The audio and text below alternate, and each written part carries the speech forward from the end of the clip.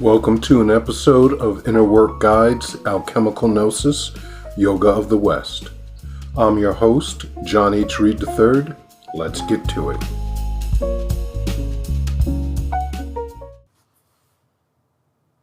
Sustainable Transmutations, The Traveler, Part 6.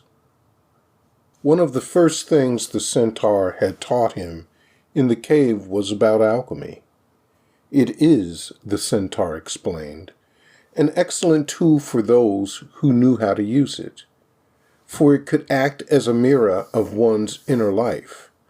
More than that, it could be used to transmute not only base metals into gold, but more importantly, transmute the profane man into a God-man, allowing him to become homo-spiritualis. Many, the Centaur said, laugh at making stones from plants, and in their laughter they show the profundity of their ignorance.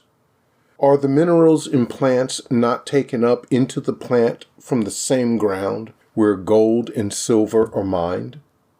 The plant did not make those minerals of its own accord.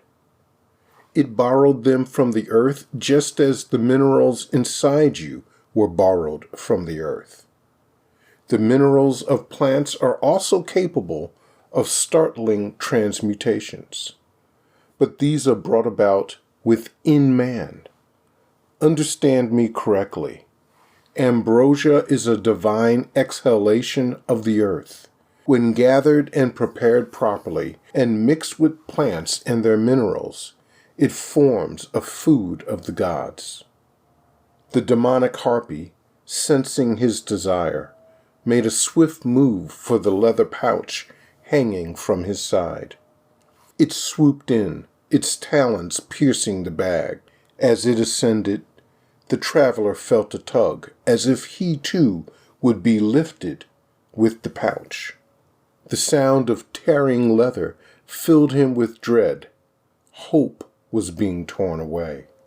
He flailed in the air, desperately reaching for the pouch, his movements seeming a futile attempt at flight. He hit the ground hard, and the air forced from his body created what seemed like an unyielding vacuum in his lungs as he tried to breathe in. He could hear and sense the horde of creatures moving in for the kill.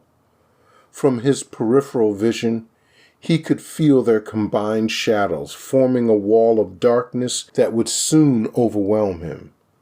He had no lance, no sword. He was about to fail. Then he heard it, the cry of an eagle. It slammed into the harpy like Zeus had thrown a lightning bolt from Olympus.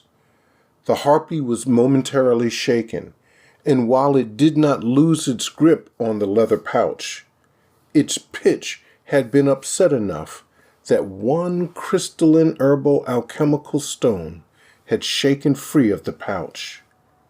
It scintillated and glimmered in the late evening sun as it fell to the earth, as hope came back into reach. The alchemical plant stone fell into the center of a pile of pitch ichor that had not coalesced yet. Immediately the ichor began to enter the transmutation stone like water into a sponge. The traveler knew he had but moments to act. It would require a supreme act of faith. He lunged towards the stone, rolling over the coalescing dark ichor, his face landing where the transmuting plant stone had been. Covered in the chaotic tar, in one swift gulp, he swallowed the stone, saturated in pitch. He was consumed inside and out. The traveler's scream of agony echoed through the air as his body convulsed and expanded under the influence of the polar soup. The creatures, sensing the change, halted their advance. The rock demon bellowed, "He is becoming one of us." By the time the sun sets, his transformation will be complete. Was it his imagination, or had the sun's descent quickened as if to hasten his abysmal decay? To be continued.